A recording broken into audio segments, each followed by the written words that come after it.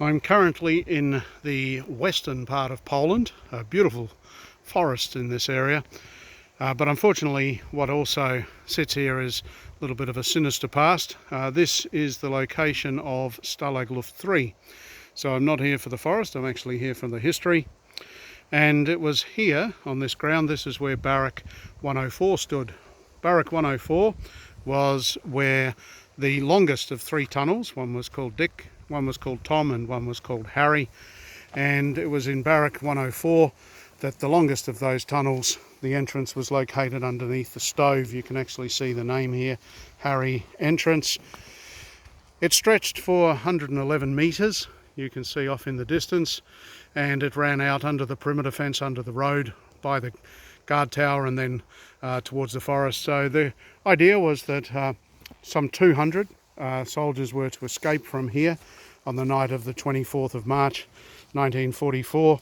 You can see the names and also nationalities, so people from Norway, the Dutch, the Canadians, Australians, as well as that the mention of the Great Escape, 24th of March. There's also the Polish, Lithuanians, there was Greeks, British, and as well as that you have Belgians, and then also South Africans and New Zealanders. So as we'll walk, I'll just walk along the line of the tunnel. These squares where it widens out, this is where people could pass each other. They had ventilation systems down there.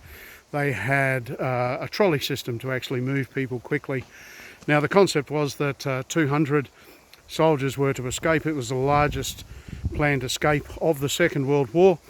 Unfortunately only 76 did manage to escape, and of the 76 even more unfortunately only 3 managed to actually escape.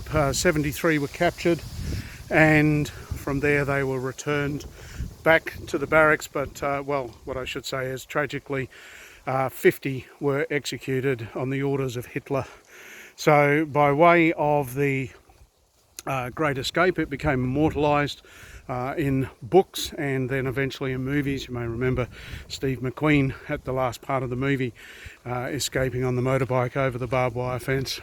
Sure enough, the movie was adapted for commercial purposes, but as I mentioned, this is a very interesting area for me to have visited. I've read about it, I've seen the movie, and as well as that, I had a fellow on a trip many years ago who actually was the mayor of the town where the family of John Powie and John Powie was from. So John Powie, he was a New Zealander, he was the first Maori fighter pilot to actually fly in active combat, and they made a movie about him by the name of Tarangareri.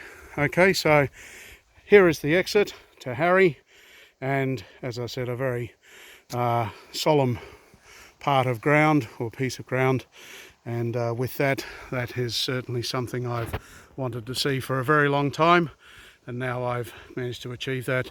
It is very much out in the middle of nowhere, so you'll probably need a vehicle, or you'd need to come here by way of some form of guided trip.